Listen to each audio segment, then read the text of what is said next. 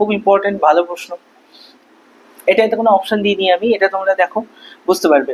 দেখো ব্রোমিন, আমি ক্লোরিন দিয়ে তোমাদেরকে ক্লোরিনেশন পড়িয়েছিলাম যে কোনো অ্যালকেনের ইন প্রেজেন্স অফ H আমরা বলেছিলাম এখানে হোমোলাইটিক ক্লিভেজ হয় সবার প্রথম।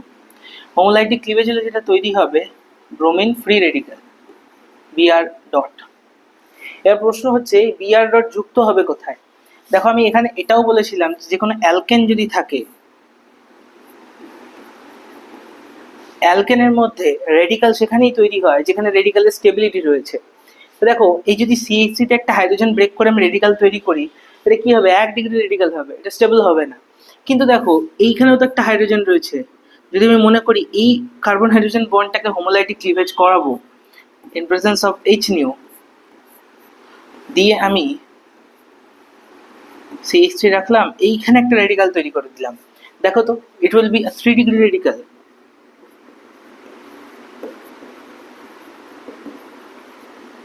এটা 3 ডিগ্রি ফ্রি রেডিক্যাল। দেখো এই কার্বন তার রেসপেক্টে দেখো একটা দুটো তিনটে কার্বন রয়েছে, সো একটা 3 ডিগ্রি ফ্রি রেডিক্যাল তৈরি হয়ে গেল।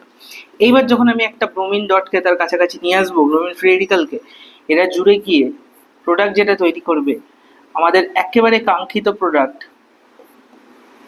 এই